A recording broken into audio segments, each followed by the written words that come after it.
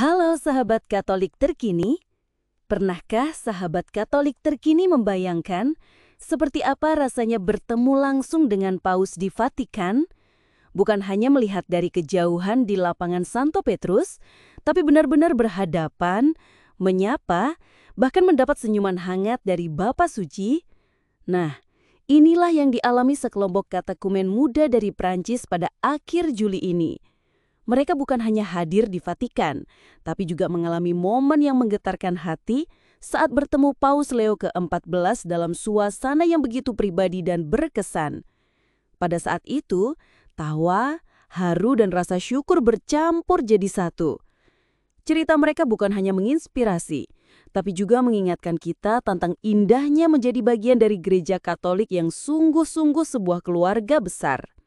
Pagi itu, tanggal 29 Juli, suasana di lapangan Santo Petrus begitu semarak. Ratusan peziarah dari berbagai negara tumpah ruah, bersukacita dan berfoto di bawah langit Roma yang cerah. Di tengah keramaian itu, dua sahabat muda dari Bordeaux, Prancis bernama Elisa dan Jade tampak berjuang mencari jalan. Meski sedikit lelah, senyum mereka tak pernah hilang. Wajah keduanya bersinar saat bercerita tentang tujuan utama mereka hari itu, bertemu langsung dengan Paus Leo ke-14. Mereka bukan sendirian.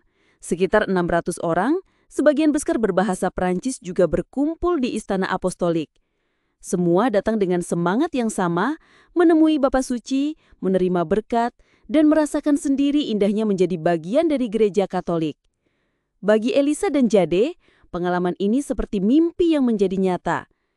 Rasanya seperti kami masuk ke balik layar, kata Elisa sambil tersenyum haru. Sebelum hari itu, Elisa menganggap Paus adalah sosok yang jauh, tak terjangkau, yang hanya bisa ia lihat di televisi. Tapi pagi itu semuanya berbeda. Paus Leo ke-14 berdiri di hadapan mereka, menyapa mereka dengan ramah, seolah seorang kakek yang penuh kasih pada cucu-cucunya. Ada yang istimewa dari kedua sahabat ini. Elisa adalah seorang katekumen yang dijadwalkan menerima baptis pada Paskah 2026. Jade baru saja menerima baptis pada malam Paskah tahun ini. Keduanya diundang karena termasuk dalam kelompok katekumen dan neofit, yaitu orang-orang yang baru saja memutuskan untuk menjadi bagian dari gereja. Fenomena ini memang sedang bertumbuh di Perancis dalam beberapa tahun terakhir. Rasanya luar biasa bisa bertemu Paus karena kami adalah katekumen, ungkap Elisa dengan mata berbinar.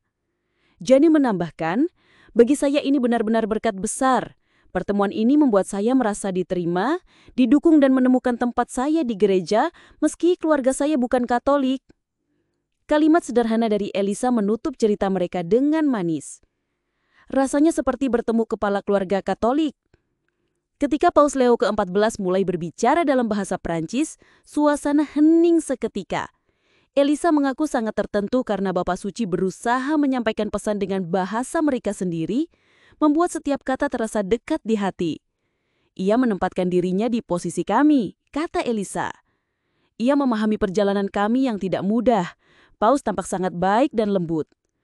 Bagi Elisa, momen ini begitu mengesankan sampai ia sulit percaya bahwa dirinya benar-benar bisa menyapa Paus dari dekat. Beralih ke cerita lain, ada Etienne, pemuda 19 tahun dari Rennes, Prancis. Ini yubileum pertamanya. Dengan polos ia berkata, "Aku hanya mengikuti arus saja, tapi ini momen terpenting dalam minggu ini."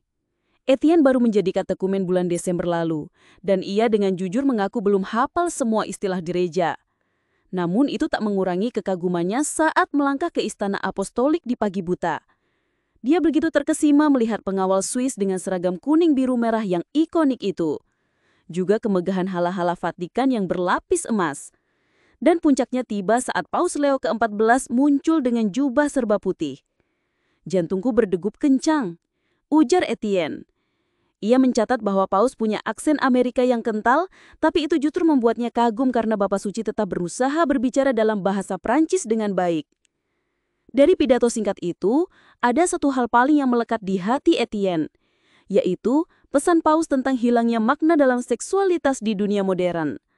Baginya, pesan itu seperti dorongan untuk tetap teguh dalam iman meski dunia di luar seringkali menawarkan nilai-nilai yang bertolak belakang. Selain mereka, ada juga Aurelian, Axel, dan Carles dari Keuskupan Soissons. Mereka datang bersama Uskup Reynold de Dinisien. Bagi mereka, pagi itu terasa seperti mozaik kenangan indah. Nyanyian di hala berkat, saling berbagi kisah antara neofit dan katekumen, hingga detik menegangkan ketika Paus akhirnya datang. Aurelian cerita sambil tersenyum bangga. Saya beruntung Paus menandatangani buku Magnificatku. Axel juga mendapat tanda tangan Paus, dan terharu karena Paus meluangkan waktu menyapa hampir semua anak muda di ruangan itu. Carles menambahkan kesannya tentang katekese singkat Paus. Beliau mencerahkan kami tentang bahaya kehidupan modern dan mengingatkan soal budaya kematian yang sedang marak. Axel kemudian berbagi refleksi yang dalam. Terkadang kita merasa sendirian saat baru masuk gereja. Tapi dengan pengalaman ini, kita sadar bahwa gereja adalah keluarga besar. Kita tidak sendirian. Paus melihat kita, walau kita kecil. Dan Aurelian menutup dengan penuh keyakinan. Pertemuan ini memberikan kami kekuatan untuk pergi dan mewartakan Injil. Sahabat Katolik terkini, kisah dari Vatikan ini bukan sekedar cerita tentang perjalanan rohani anak muda Prancis. Cerita ini mengingatkan kita semua bahwa Gereja Katolik adalah keluarga besar yang selalu membuka pintu bagi siapa saja yang mencari Tuhan dengan tulus. Melihat sukacita mereka yang baru mengenal iman, kita pun diajak merenung. Masihkah kita merasa kagum dan syukur yang sama ketika berada di dekat Tuhan? Masihkah hati kita bergetar saat mengikuti misa atau menerima sakramen? Semoga kisah ini menjadi dorongan bagi kita untuk semakin mencintai iman, semakin berani bersaksi dan tak lupa menyapa sesama umat yang mungkin baru saja menemukan jalan menuju Tuhan. Kalau kisah ini menghangatkan hatimu, jangan lupa like, share, dan subscribe channel Katolik Terkini, supaya semakin banyak orang mendengar kisah inspiratif tentang karya Tuhan di seluruh dunia. Sampai jumpa di kisah inspiratif berikutnya. Tuhan memberkati kita semua.